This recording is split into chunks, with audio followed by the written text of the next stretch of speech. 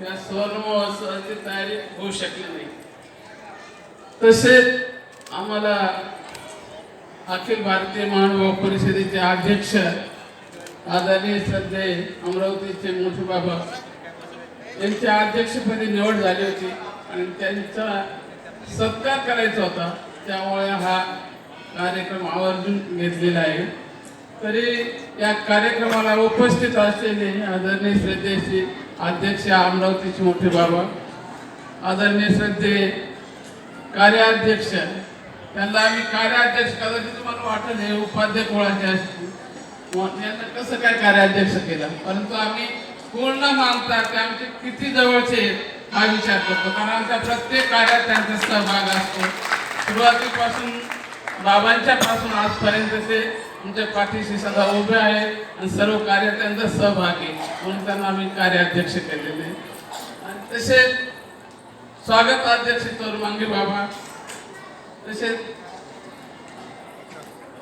मचाले बाबा, आदरणीय श्रद्धेय मचाले बाबा, वागतकर बाबा, संन्यासी बाबा, निमस्कर बाबा, पिलावस्कर बाबा, मुकुंदर बाबा आणि आलेले सगळे या नागदार कुळातील संत महंत, तसेच उपस्थित जे स्नेहाचे प्रेमाचे आहेत आपले जवळचे जेवढे साधू संत आलेले आहेत त्या सर्वांना माझा दंडवत प्रणाम। कारण आपण सर्व फक्त मी तुमच्याकडे आदराने पाहते आणि तुम्हाला आदराने बोलवते, माझं इथं कोणताच स्वार्थ नाही, फक्त तुम्ही यावा, तुला दृष्टीवरून सर्वसाधारण दर्शन व्हावं हीच माझी अपेक्षा असते।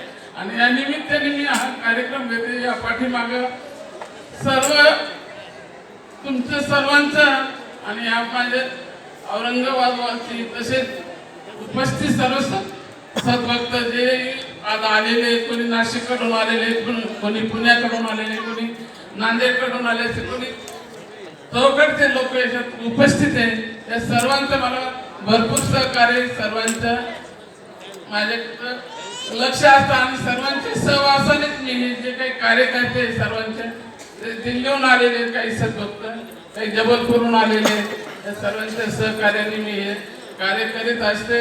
त्यांनी सर्वांनी मला हातभार लावला। आता बाबांचा आणि आश्रमाचा जो काही व्यवस्थापन म्हणा किंवा 50 वर्षात जे काही घडले ते तुम्ही सर्वांनी ऐकलेलं आहे, मी काही तिथे बोलू शकत नाही, माझ्याकडे बोलले जाणार नाही, म्हणून मी ते सर्वांचे आभार मानते आणि सर्वांना पुढच्या वर्षाकरता सर्वांना आमंत्रित करते।